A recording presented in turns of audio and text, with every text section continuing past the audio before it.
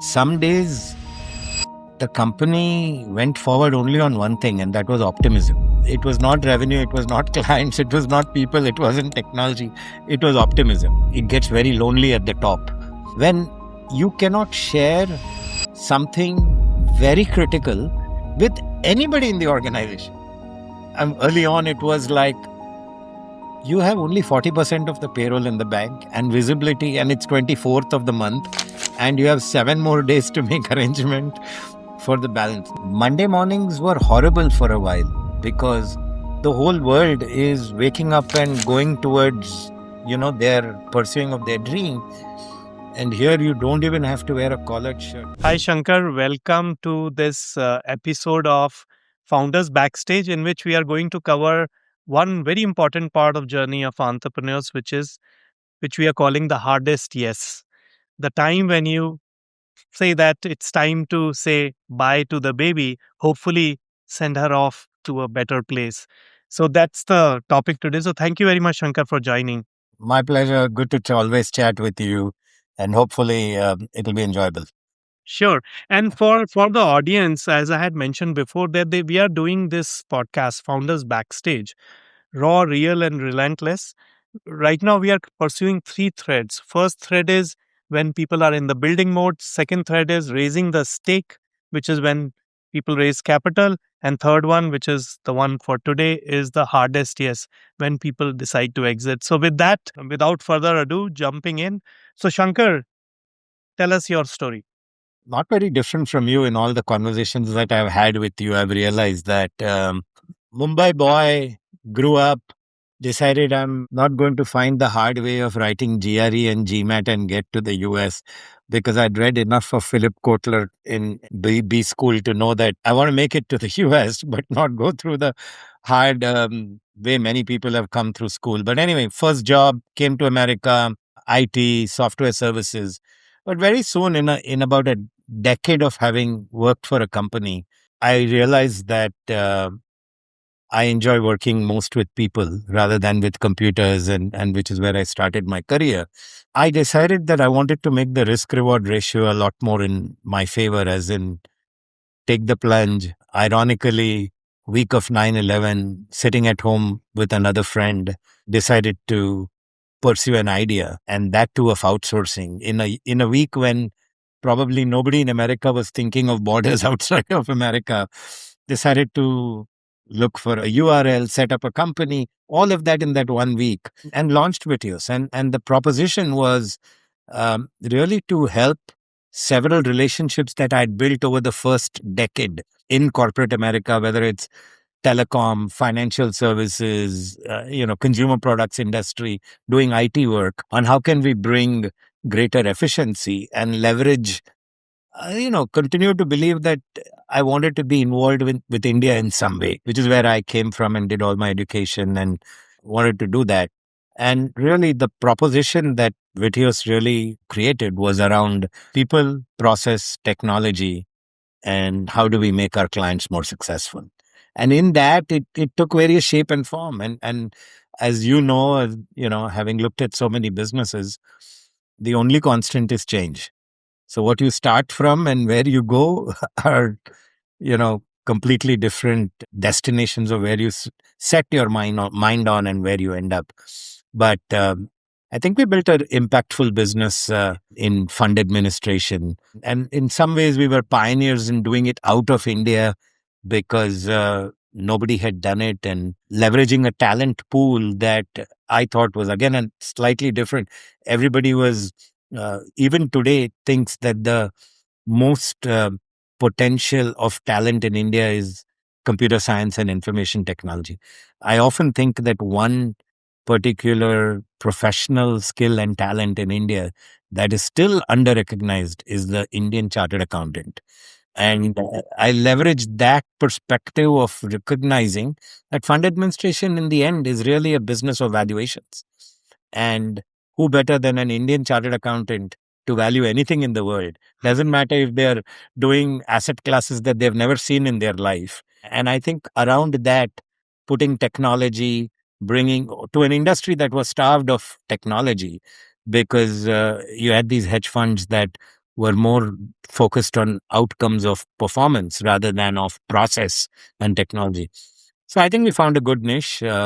Early entrants in that industry, Citco, Globops were big names, but we were a small Indian company that made dent. And trials and tribulations of everything that a startup goes through, of ups, downs, and of course, eventually we had, I would say, a nice exit that continues to live in another form and another company today that is continuing to make the impact that I've always wanted it to.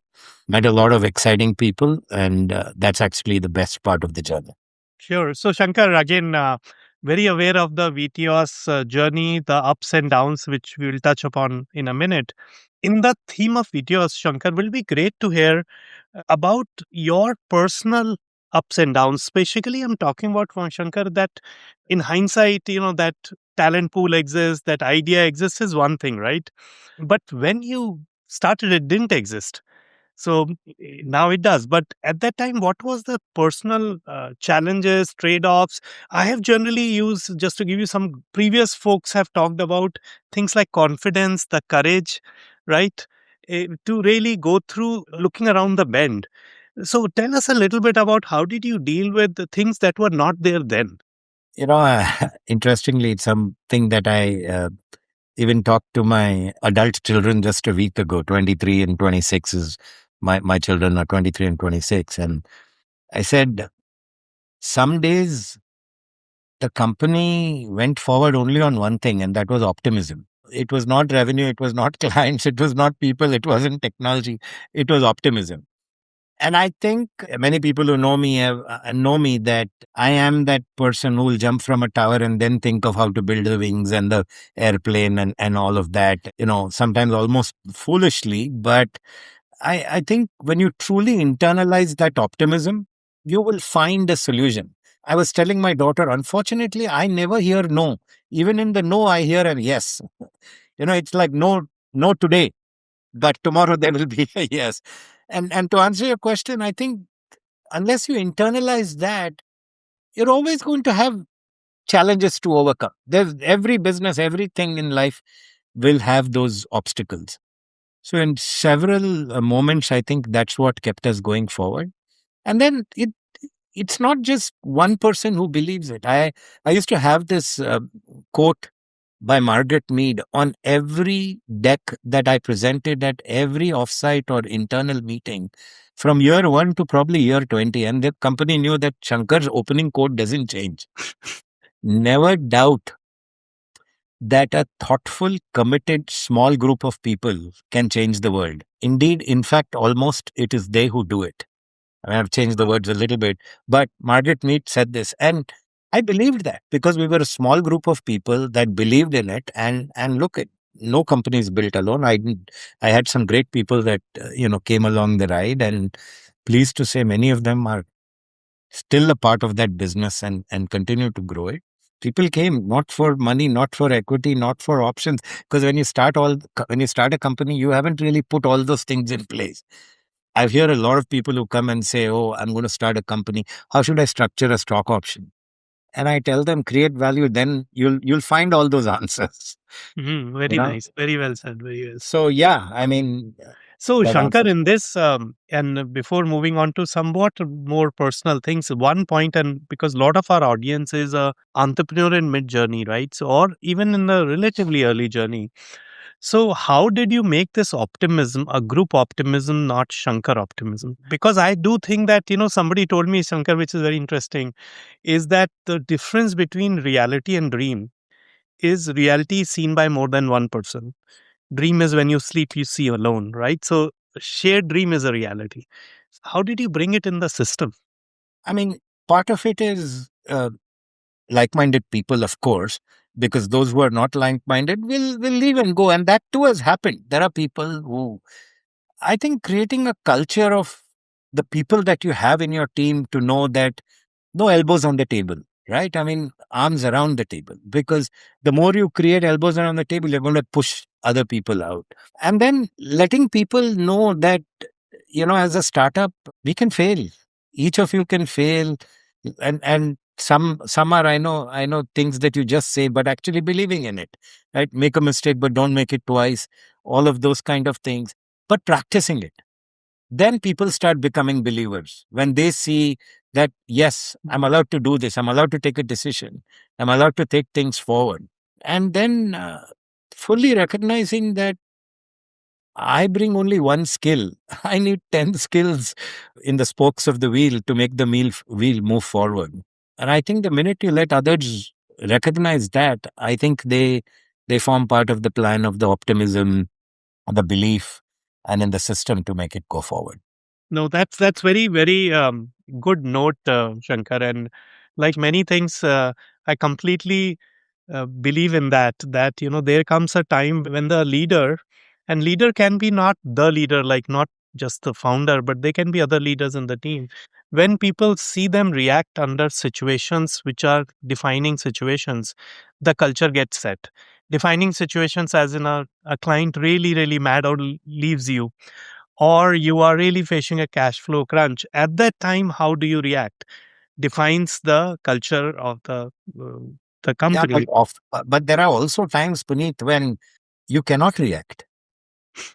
You cannot show. There were times in my journey where that line, which is, again, it seems like a line that is used, the it gets very lonely at the top. Yeah, Uh, when you cannot share something very critical with anybody in the organization.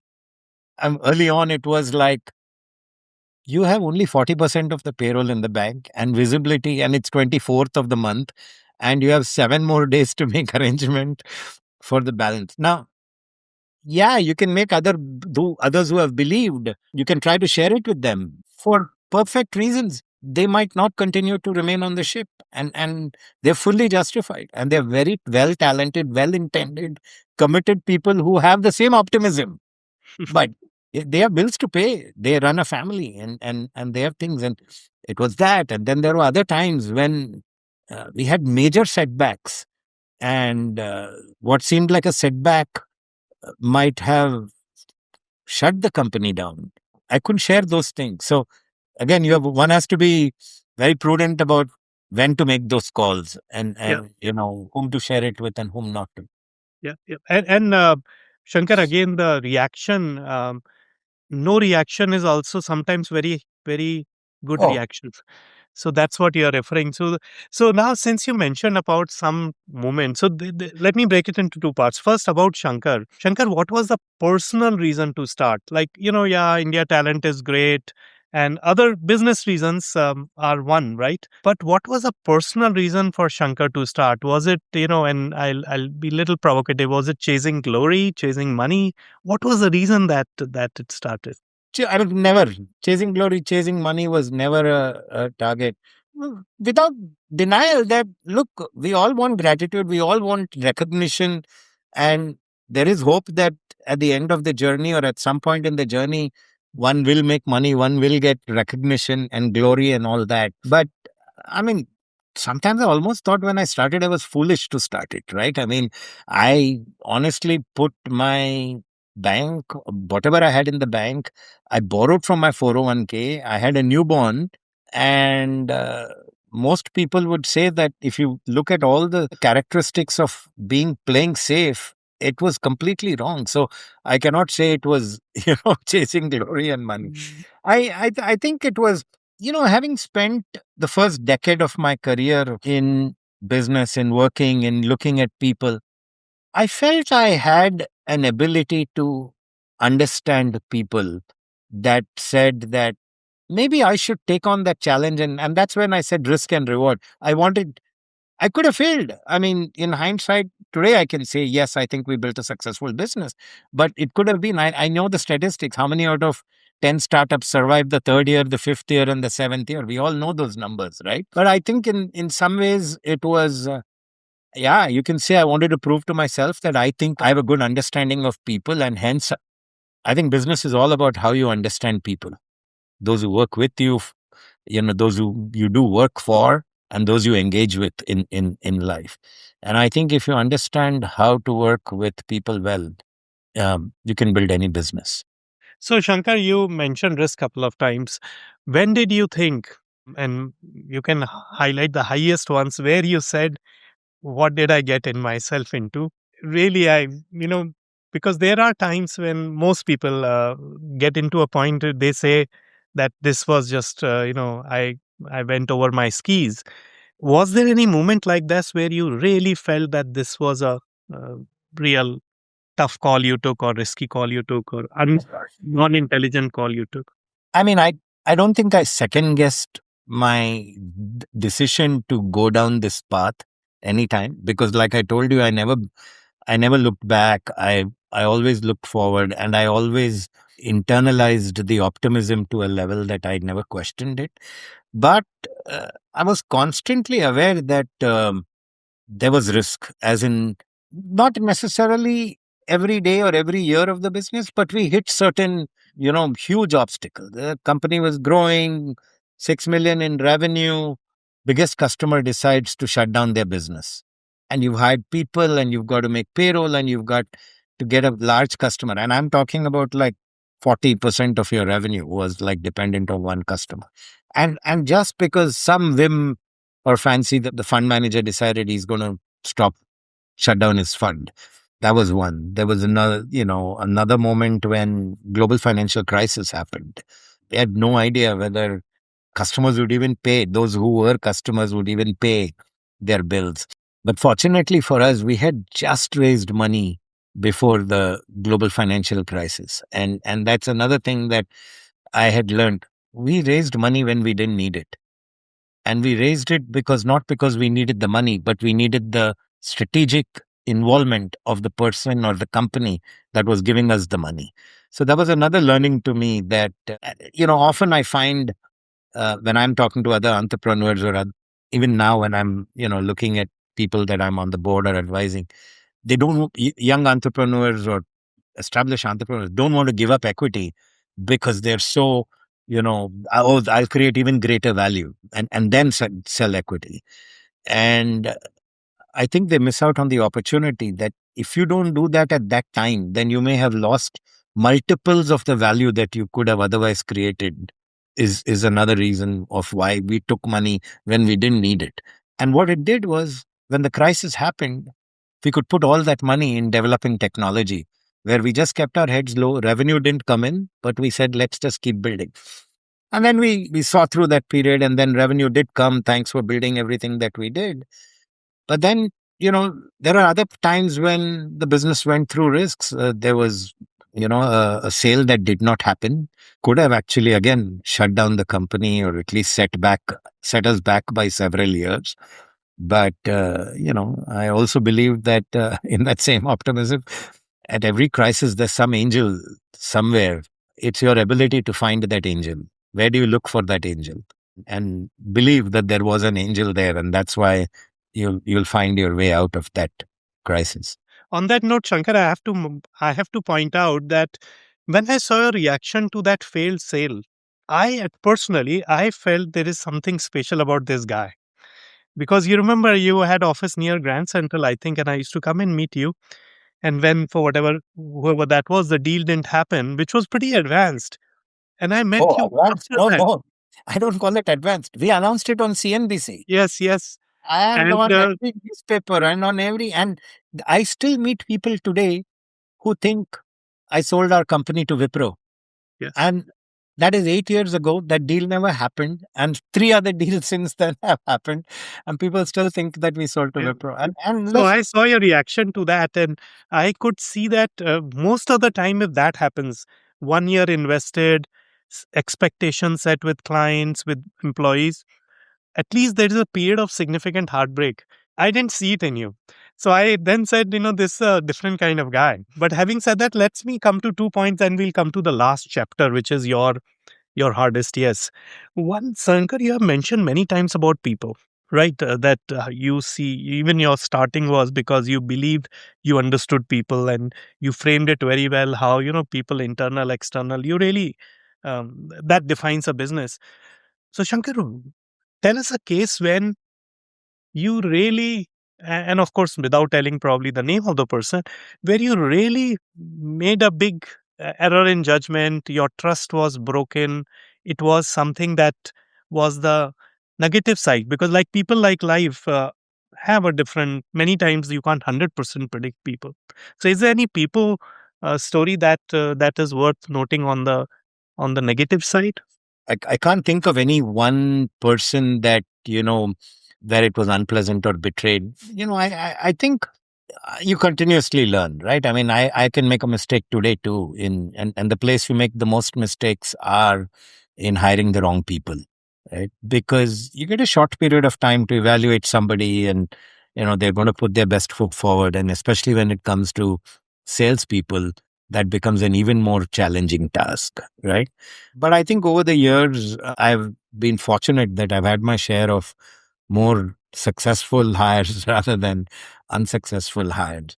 But I still think that's an area that one continues to feel I could have done better, and anybody can do better in terms of being able to identify good people in that short period of time. Fair point. I think that yeah, nobody gets it right all the time. But again, it talks to your optimism, by the way, Shankar, that you can't recall a story, because it seems the way you see the world and people is of a certain type, and you don't kind of hold those I things agree, very. and sometimes I almost wonder if it is if it's not a good thing. But then so late in my career, having things having been worked out, I want to believe Yeah, it's yeah. better to be the way I am, where I think I can say that, in my first decade of where I was in Silverline, sometimes made mistakes about a company that we thought was very good, invested in them, and they turned out to be failures. I think there we were poor judges of outcomes of how to measure a business and how to understand a business. So, yeah, we made errors. But sometimes these things are, in hindsight they look so clear, right? Yeah, yeah. Going in, they look, you are clear in a different way. So, one other now pointing before we come to the last chapter, uh, you touched on something, Shankar, very, very important, right? Which is actually, one of the threads, raising the stake, right? The capital part, right? And tell us some more about, and the challenge I have seen people is not only equity dilution, but getting, some people call it getting a roommate, some people call it getting your boss in, right? I mean, people use those phrases because now you are answerable. Earlier answers were maybe your spouse and some close friends whom you can little bit bluff, or who give you too much generous, like wife will say this guy is like that, let it be, and a friend will My say wife I told me tell you no. very clearly in 2012 or 13 when we raised our first money at like 30 million valuation or two or whatever. She just reminded me that Mark Zuckerberg and Video started at the same time. So you probably were trained in that better than other people. But how did you make that call? Because I think the most important thing, Shankar, comes is that you people become entrepreneur to be independent in some ways, to decide their own destiny, and then now you are legally and ethically and just procedurally responsible to another party. No, So you what you is your make a, thinking on that, right? you make a very good point, and again it comes back to ability to deal with people, ability to understand that people come from different places. And I mean, I've had my share and I'll say this on record. And he probably may see this video. I've had board members whom I couldn't tolerate, and he was very difficult. And everybody else used to tell me, we got to fire him. We got to let him go. We can't. But he had given us money, so you can't let him go. The good news is today also I can pick up the phone and talk to him and tell him that you are a very difficult guy. And I think that's what you're referring to, right? I mean, you Yeah. brought somebody else into the business, and the challenge was you have to fight him one day, and the next day you have to go get approval for your own bonus, because even though he owns only 10, 12, 18% of your company, you know how minority shareholder rights are. He decides what you make. Some of those things are parts that any entrepreneur goes through in terms of knowing that sometimes life seems unfair. But, you know, I've always told everybody else, let's look at the bigger picture. What did we get out to do? Right. And as long as we remain focused that the bigger picture is not getting hazy, then we got to learn to live with these challenges. And look, every time we brought in an outsider, an investor into the company, we clearly knew why we want them, right? I mean, what strategic value do they bring? And never kidded ourselves that they're going to wake up every morning and think about our business and decide how to grow it and how to make it successful. Often people think that somebody else has put money, they will worry. Yes, they'll worry, they'll make you worry. Not Yeah. they will worry. So I think once you become realistic to that, I think you learn to deal with it. and Yeah, and no, very fair, very fair. And Shankar, just on that point, right? You said earlier that it takes more than one person, many more than one person to build a company. Same goes with the capital. That at some point, capital gives you, in your case, both the downside protection, like global financial crisis, and the ability to take more bets. Because one thing which moves at the same pace doesn't feel sometimes is time. So how do you squeeze more things during the same time requires a multiplier effect of correctly chosen capital. So the maturity that you mentioned, Shankar, I think, as I have been in that business very long, at some point that discipline is actually very valuable. yeah, The perspective they bring in, which is pure capitalistic perspective, is actually also very, very good, because yeah, yeah, it's yeah, not all like, it's not absolutely. all. I mean, when I mentioned the difficult board member, you go back and think about the questions they ask, and may have seemed unrealistic. And you always say, what does he know? He's not running the business every day. But then, by reflecting on what they're doing, they're making sure that you're not myopic in your views of how you think about the business, and Yeah, that forces you to think about parallelly or alternatives or other things. So yes, it's right. But my whole point is, you cannot get into a battle. You cannot start saying, okay, let's look at a legal document on, do you have the right to tell me that or not? And we've seen so many companies go through that, right? yeah, They get into war with it because you think that they don't have the right, or there's egos that step in, and and egos. and Yeah, often it is important that there is something called as a company ego. And if you recognize that that has to be the highest, not your ego or the investor's ego or everybody else's ego, then I think you'll get your answers of how to react in abs- certain situations. absolutely right, Shankar. I think that's very well said. Now switching to the very important part of we started your starting journey through, but Shankar, someday you decided, now in your case probably twice, you decided to sell the company, or significant part of it, or sell the company. Shankar, tell us about, because this is a final stage where you become, sorry to say that, but ex-founder, meaning founder is never Oh, ex, I but am saying, I'm pleased to say ex-founder. You don't have to be sorry about it. the everything we talked about is the entering into the game.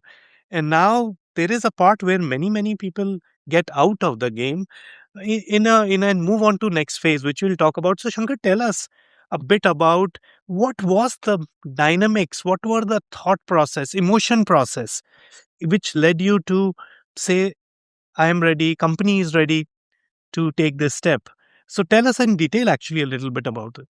First thing is, I truly believe that the success of a company is its ability to sustain itself beyond founder, leader, and leadership team, the next team, and all of that. I truly believe that is it. I always believed that. But that did not mean that I was ready to sell the company, walk away, and let somebody else run it and grow it. I think at each stage that we did what we did, it was only with the intent that that form of the company, either as a part of a private equity that gave us money, or as a part of another company where we would sell 100%, would have an ability to grow to a much bigger level. And when I say grow, to me, growth was not revenue, not people, not profit. I always like to use the word impact. impact. And when I say impact, it's impact for clients' business, impact in making clients successful, impact on what you use in the social world. Think about it in the capitalistic world of impact in being successful in whatever, measures they call success. So I recognize that if the company can be more impactful as a part of something else, then one should let that happen. Then you start thinking about what is my role in that, right? And then once you do that, it becomes much easier. Now, of course, there's a selfish, egoistical part of me that says, but come on, if I'm there, then I need to be able to make those decisions. I need to be able to, you know, chart the course. And what if the course is charted differently? And that is the struggle that even I had when we first talked about it. And honestly, when the Wipro deal was announced, which was very similar, which was 100% deal, maybe I didn't believe in it 100% on how the outcomes of that would be. But that is not why the deal didn't happen. It didn't happen because of completely some regulatory issues and blocks that we hit. And if maybe those blocks hadn't come, we would have been a part of Wipro, and who knows what would have happened. But that was an outcome that we didn't control. But further to that, when we sold the company to Intertrust and we sold it as 100%, I was very clear that inside of Intertrust, we will become even more impactful, even more valuable, even more value to the customers and to the employees. And I'm pleased to say that today it's proven itself. And on that day it was a bet. It was, belief. It took a different shape and form where I thought in 2019 when I sold Intertrust to Intertrust, 100% cash and carry, which is something I learned about Europeans buying American businesses. I came home and even on the Thanksgiving after the sale in that year, told my wife and kids, well, I'm done. I need to look for something else, maybe another job, maybe something different. It's in a nice company. There are enough people who can run it. And lo and behold, things changed from the next day onwards. And the board invited me or asked me to come and run the company. And quite a lot of, again, almost foolish optimism. I took the flight from US to Europe and took on the role of a company that honestly was very intimidating. Here I was running a 60 million company. Now, the CEO of a 600 million Dutch public company that had a workforce primarily in Europe and not in America, which is very different in how you deal with them. But, again, great team helped us make that successful. And to answer your question, it became every decision of giving up something made it much easier knowing that it's going to become something bigger, create greater value. And I selfishly wanted to be part of it and running it. I think that changed when the last transaction happened where Intertrust was then sold to CSC. I recognized that, it was probably time for me to step away from it and let it grow. There were other people who are going to be able to take this forward. It was hard, but then I thought, oh, I'll go take another job.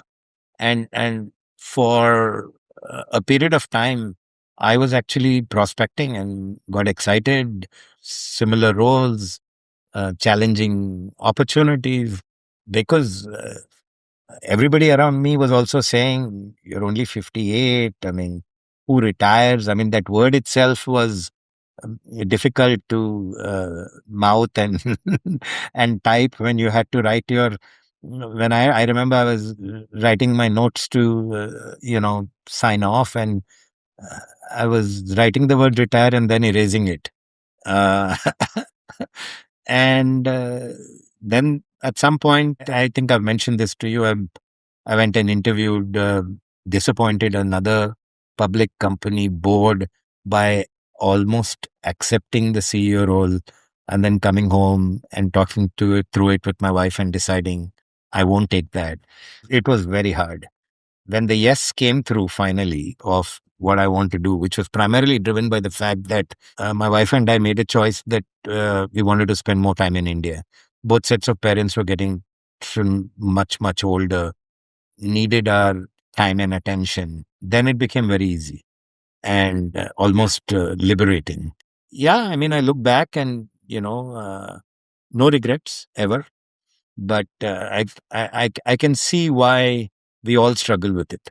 And to go from literally a Friday where I still have a picture of a Zoom call of my last day at work, 14 people on the Zoom call, deep in conversation on some matter. And you wouldn't believe that on Monday, I'm not going to be part of the company, right? I mean, not in the form and shape that you continue to be. It's quite funny almost. I still have that on my desktop as one of the pictures that snaps that I enjoy watching and thinking about. So, Shankar, first of all, thank you for being so candid about the struggles. I remember meeting you in Hutong in Midtown just after you had actually you were still working at Intertrust, and you had told me a few things which made me a little bit realize the transition you were going through. I appreciate because a lot of founders, actually a lot of executives, not only founders, find this phase to be very very challenging because you chase situation, financial security, seniority, and then you get there. And I think the challenge of reaching your dream and dealing with it as is as tough as not reaching your dream and continuing to try. Both have their own challenges. So Shankar, is you mentioned something, but let me double click and let me see if that's something a lot of our audience is focused on. Is that you said you don't regret anything, but let me put it: regret is a bad word. What has been the hardest? You told about the yes, but tell us about the hardest part of it. That two parts to I think you answered the part when you decided to sell because you could elevate the objective function to company, not Shankar. I'm rephrasing your word, but I think that's what you did. But the second thing is that what has been the hardest part, and what would you advise people who are in some ways I can say hanging on or dreading that what would world be when they don't get a 8 a.m. call and they are not on a fire drill and they can disappear for 2 weeks and nobody bothers them. It looks like a dream, but it's how tough it can be. Oh no, So tell it us a was little bit about the hardest part and how did you deal with it, right? So Monday mornings were horrible for a while because the whole world is waking up and going towards, their pursuing of their dream. And here you don't even have to wear a collared shirt. I mean, today, of course, nobody wears collared shirts on Mondays, but you get my point. You don't have a bhag.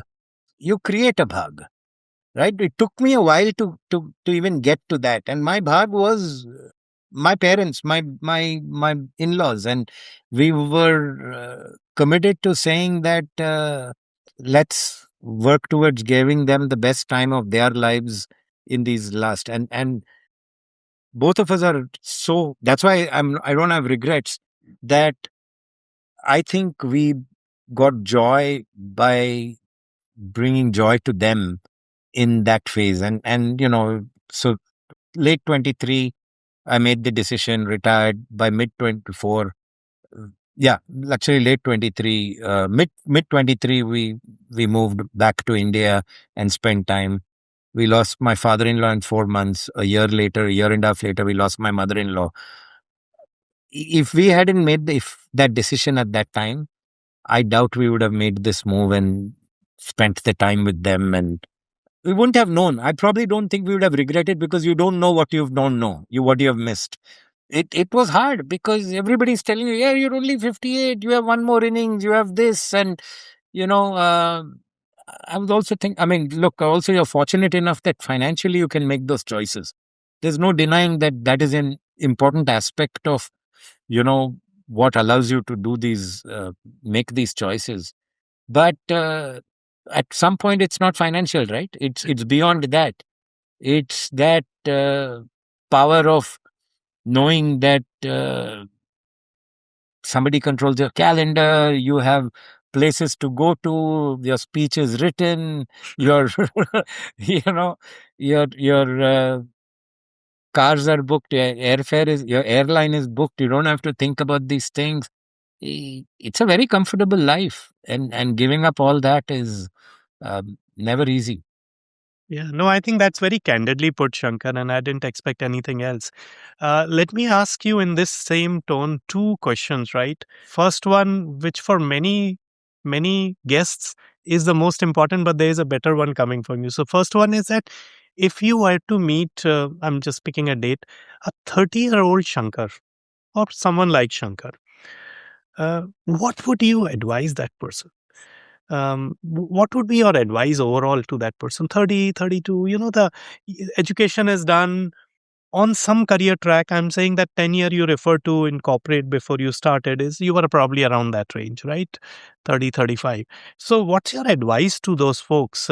Even given, and especially given the current context, things change every time. When you were probably in that stage, digital was going to change the world, or world will become post GFC and all that. Every time there is some issue, right? So what's your advice to them? I mean, look, I think it's not different than what I tell my 23 and 26-year Yes, old. It's a yes, yes. different matter that because they are your children, they tell you more than you tell them. And honestly, sometimes what they tell you also is very educative, and you learn from those. But it goes back to the same things that got me where I am. I mean, dream big. Uh, don't think that somebody else defines who you are and what you do and how you get there. And if you believe in something, as long as I keep saying that, as long as you can truly internalize it, I think you can make it happen. Anything. You can make anything happen as long as you internalize your belief. It's like that, you're in a completely closed room. There is absolutely no door, but you've seen the angel. And that angel will open that door. But keep looking for that angel. And there's an angel sitting for every situation, for everyone.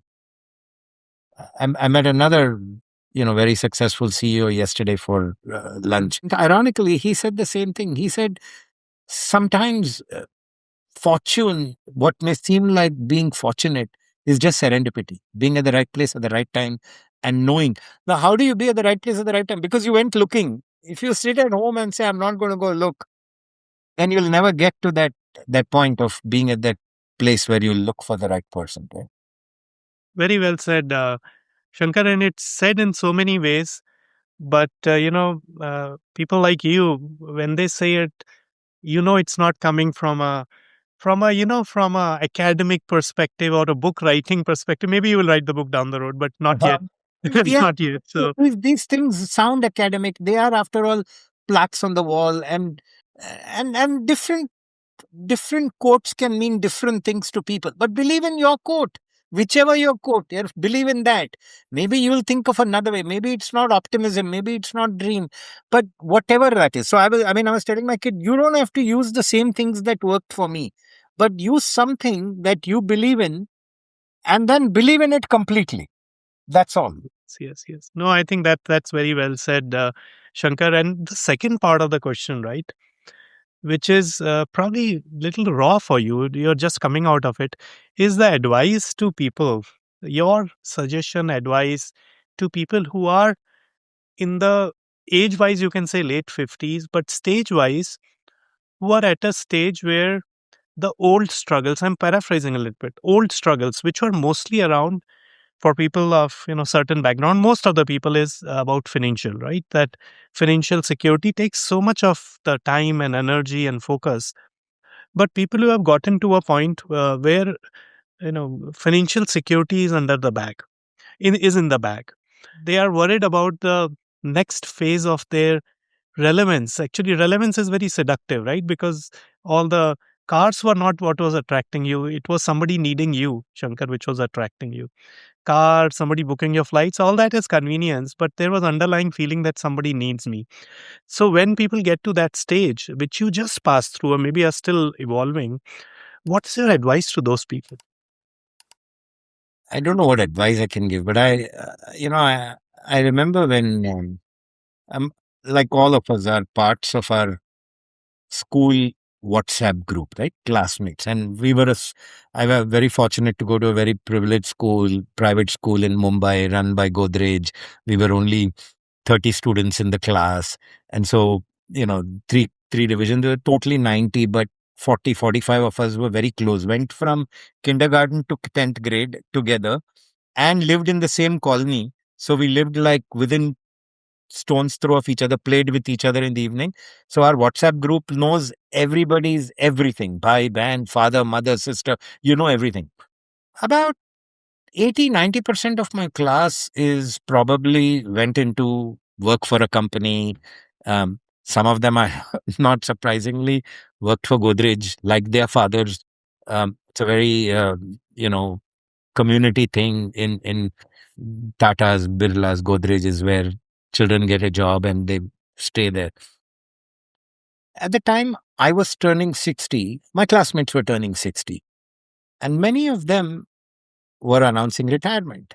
And many of them, all of them, who were announcing retirement from places where they were working for 40 years, Godrej, or one was I'll go ahead and say it, aerostess, and she was 40 years of her career, she was with Air India and she was retiring. I'm going to be very blunt and say they didn't have financial outcomes of their life, which was out of the park kind of financial outcomes, right? I mean, there are people who worked their life off and built probably good nest eggs from retirement of working hard. They all were embracing retirement with such vigor and excitement. It made me realize that actually people who have more struggle more with this giving up. Yes. And that made me realize that I have to be tremendously happy to be able to do this next stage of not wanting to have the next job, the next role, the next board, the next company that I want to grow and take. And yeah, actually, I learned more from my childhood classmates. And we still have the same amount of fun that we sit around a table. Doesn't matter who's come from where, what you've made, where you are. You may be CEO title, but for those guys, I'm just that fourth grade Shankar or 10th grade Shankar, right? They're the best group because no inhibitions. You don't have to, talk about your LinkedIn profile. No, but that was a big revelation that people who have more struggle to, and I think again, when you realize that, I think the separation and the ease of adjusting becomes much easier. You realize that people with much lesser are able to separate themselves much more easily. Yeah, I think there is something. I use the word addiction. It was with that context, Shankar, that addiction is excess. We talked before this session Correct. about moderate drinking, right? When you get addicted to X thing, I think addictions are porous, meaning addiction to one thing lends you more to addiction to another thing, which is proven by the way. So when you get addicted to prestige, power, authority, that keeps going on like relevance. So it's almost like detoxing or Correct. that period you have to go through. And I have from you also I have learned, Shankar, that finding a new objective function, I'm again using the same phrase, right? New lightning Correct. pole for your definition of yourself. As I speak to a lot of people, they have been able to define their new poll so that it doesn't keep going back to same board of directors, how many people report to me, how much I equity stock I got last year, all those things. If you can change the narrative, and as you said, Shankar, that narrative has at least one big pillar of gratitude, which you said that you said you are so lucky compared to those people you talked about Air India. Yeah. But if you don't realize what you have, then it's useless. You realize you may have anything, but if you don't value it, it's useless. And Yeah. bringing that value is very critical. And it comes down to, uh, I found that others seem to have enough content, right? I mean, it's about what makes you contented.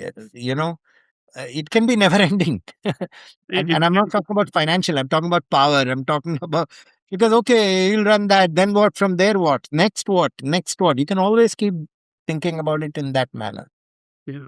And Shankar, as I have spoken to people and even reflected on my life, the transition that you mentioned about your 58 to 60, maybe it's a little further away from me, but years are not important. That transition is there. It's going to happen. There's a Harvard professor, Arthur Brooks, right? He writes books on this, right? One title, which is actually sitting right there, is From Success to Significance. That one very nice title, right? So I think we all have to go through that phase. When we go through is a different matter. Some, if you are like a political leader, maybe it's 80s, but for most people, it's a time where uh, health, energy, and financial security are at optimal level. Because if you put on one line too hard, health may The other go, one which will go, will get and then will you get have more money or more relevance. So this is something I'm hoping that a lot of folks navigate. Some people find it, Shankar, very very hard. They keep coming back to. Even a friend of mine, he's on to his fifth CEO role, and he takes after each CEO role 6 months. Now I'm done. Now I'm done. And then he says, I can't sit still. No, And but Puneet, again, I'm not sure that is wrong, because if he's enjoying that, I mean, it's okay. It's only when you find it a struggle that to get comfortable with it, right? I mean, there were days even after I said yes, right? You're saying the hardest yes. Even after I said yes, I'd go to India and I started getting involved with many things. Akanksha is a big part of what I get engaged in. You see, again, it's about impact. I'm involved with a couple of companies that, I'm an advisor, but your week is still not fully filled. So then I started playing golf a lot more. And, I think if there's something that completely humbles you and flattens you, it's golf. Because one day you think you can, play the super senior PGA, only to know that the next day you've shot 120. So, and I think that again, honestly, golf has been a big part of being able to deal with all of these things in terms of. So even my children were like, we went around last week in our family New Year conversation around what's your goal, and I said I want to bring my handicap down by two more. So yeah. and I know that's a huge task, right? I mean, you play. Yeah, Um, by the way, Shankar, that's a sore point, huh? You raised it, so that's fine. But for me, that that golf, getting better in golf is such a slippery goal. No, but that's why it's so great, right? Because you're only playing against yourself, and Yeah. if you want your ego to come down, just go play golf. I tell every Tell me about entrepreneur, it. Tell me about it. every Tell me about it. entrepreneur, you can do that.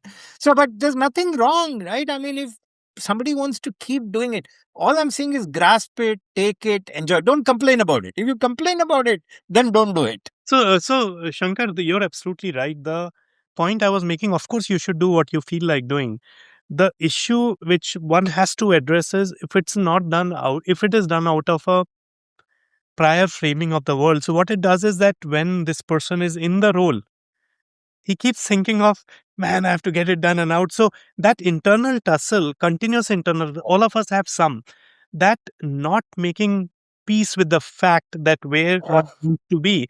And to me, it's like, Shankar, as you said, is changing the framework. See, we spend 20 to 30 years of our life with one framework, right? Higher, more power. Very true. You walk into a room, people say, "Hey, oh, you are here, Shankar." I mean, there is a that part. And You're how do doing you this change that call with me framework? because of that. Come on. Sorry? You're doing this call because you think I've done something, I've achieved something, and No, made something. I'm doing this call with you because you're the hardest. Yes, I'm doing the last part. Shankar, others are very, very high achievement, but they that's not, at least to me, excited, because it's about you signed your own paper after a lot of negotiation to get to this point. And that is actually, maybe because it's reflective of my life stage, is a very very important part. I think it's less told about.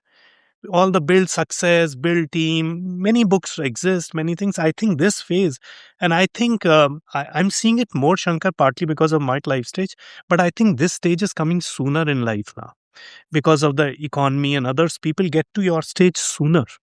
So But I, this but is I, but now. I go back to the single thing. I mean, yes, it was my need to be with my parents. Yes, I'm enjoying that phase. So it's like find something to do that you will enjoy. But the other part that I told you about my schoolmates, and I encourage everybody to focus on that. Look at people who you believe may have less than what you think you have, whether it's in role, title, position, power, money, and look at the contentment they have in how they have transitioned to the next stage.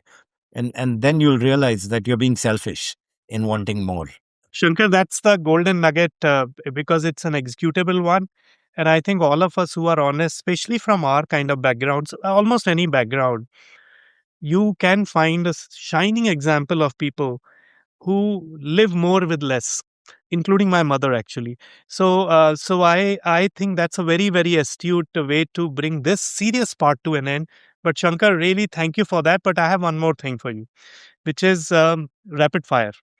This is Now, something which, by the now way, you're before bit we of go there, Shankar, anything that we missed discussing about the topic we were discussing, so that oh, yeah, I didn't even focus it. I looked at it as I'm having another chai coffee with Puneet where I learn more than he does, but he doesn't realize that.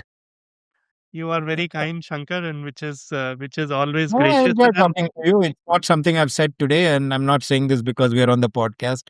I think we've built a good, healthy Yes, friendship yes. that we've enjoyed our conversations every time we've gotten together. And we always can talk for longer because there are threads that come out. So I had to kind of say, looking at the time, that okay, let's move on to the fun part. So here is the rapid fire. The rule here is that 5 to 7 seconds at most. Lesser than that. I can also pass, right? Well, yeah, you can, but that'll be disappointing. But you can. If you ever were to get a tattoo, what would it be? Two rules my children know: no tattoo, no piercing. Okay, fair point. It'll show up in a different way in the later questions. I'll show a song, or maybe a couple of them. Shankar, you really love because they mean something to you. Satisfaction, Mick Song, Jagger. His name of his song is I, satisfaction. Okay, I I am not. can get no satisfaction. It's this continuous. Mm, It's a Mick Jagger song called "I Can Get No Satisfaction," and that's like your permanent yearning to continue to achieve more. Okay, I'll listen to that song. If you weren't an entrepreneur, Shankar, what would you be doing? I can't play cricket for nuts, but I'd love to be a cricketer. Ah, that's really youthful dream, Shankar. A lot of us had that dream I know to that. varying degree of failure. Yes. So what's one quality, Shankar, that you really admire in people? Like if you see that quality in the person, you really feel a sense of admiration. I mean, intelligence, brilliance. I mean, high IQ people. And how do I gauge that? In a fraction of a second, coming up with ideas, five different ideas to one problem. I value that. Okay. One trait or one part of your nature, Shankar, that you consciously put a check on, saying that, Shankar, uh, yeah, this one I know is about you. Let's go a little lower. Let's manage it a little better. Being nice all the time. And You try to sometimes, check it. Huh? yes, because, and ironically, I almost knowingly not be nice because I don't want to be nice all the time. And it's a weakness. By the way, honesty is not your problem, Shankar. I can say it's such a, that You I think all sir of us rapid will. Fire सोचने नहीं दिया तुम. So good, good, good. A quote or a line you referred to one before, but a quote or a line that just stayed with you. I can't. I mean, nothing else has meant more to me than what I used earlier. Yep, yep. I gathered that. Thoughtful, committed group of people can change the world. Yep, yep. Last two. A habit that has stayed with you for years and still goes on. I don't need an alarm to wake up. Wow. And That- 4:35, whether I sleep at 9, 10, 11, or 12. Wow. That's, It's I didn't know important. that, right? I didn't Now know. it's important for me to wake up early in the day. And it pisses me off when my children don't. I can see that. The pissing part, at least. So, and the last one is, Shankar, what do people get wrong about you more often? That they think I'm capable of everything. It's really one very, very important thing that I didn't talk about in my entire hour. I couldn't be who I am without my partner, my wife, Sunita. I was very fortunate. Arranged marriage, Times of India, matrimonial columns. That's another thing to believe in. But it's another thing to also talk about, right? I mean, many of us find partners in life through life encounters or people you meet. I met my wife through Times of India. My dad had advertised, her parents responded, and the classic Indian way of arranged marriage. You believe in it, you make it work, it is successful. It's like everything else in life, right? And honestly, she's been a part of everything that I talked about, because you and I both know that several people have struggles in maintaining their marital life and their work life, not because their spouses or their partners are not good people, but because sometimes incompatibility does that, right? Uh, so it's so important for my wife to have been part of that journey. Whether at one time I was worth multi-million in life, lost it all, and I mean it, lost it all, because when I left Silverline, I rang the bell in NYSC June 2000. I was worth several $1 million. I lost all of it and started Viteos with putting my 401k, my loan. And one day, somebody who knows me asked me, "Didn't your wife at least tell you that when the stock was at that price to sell everything? And how did your wife continue to stay with you after you lost it all?" And I said, if I had sold and made that money, maybe I wouldn't have done all this, right? So, I mean, a lot of it that I think I am where I am is thanks to her. First of all, Shankar, I have, whenever I have spoken to you, I don't think any discussion you have not brought her on. Really? I didn't know that. Indirectly, directly. Even when we were starting today, you said you know, somebody who kept me honest. You remember my wife kept me honest, right? So you have that that I think belief, not surprisingly. But one thing which we were amiss a little bit in covering, I was amiss in covering, Shankar, is in this phase that we are talking of life. Relationship with your partner is a very big. If I was to draw once, if you gave me only one metric, said that, no, no, don't give me three, give me one. What makes this phase much more enjoyable, much more livable? I would say relationship with your partner. If you had given me one choice, all other things about this, in network of old friends, all those things are, of course, are important, because even in your case, you heard about your mother-in-law, you're taking, and she, Sunita, agreeing to, intuitively agreeing to, not as reluctantly, to be taking care of your parents, spending time in India, not in London, not in Amsterdam, not in New York.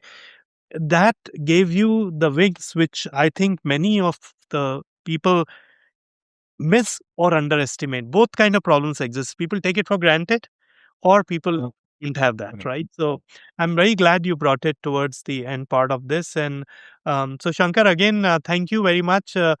I can keep going on, and there is so many layers to understanding the things that you have gone through. I'm sure our audience has benefited a lot from that, and we'll continue the dialogue. There may be another version of it on some other part of it, but appreciate that, Shankar. Always a joy, and thank you for doing that. Doing this. Thank you, Puneet. I've thoroughly enjoyed it. And like always, enjoy our conversations.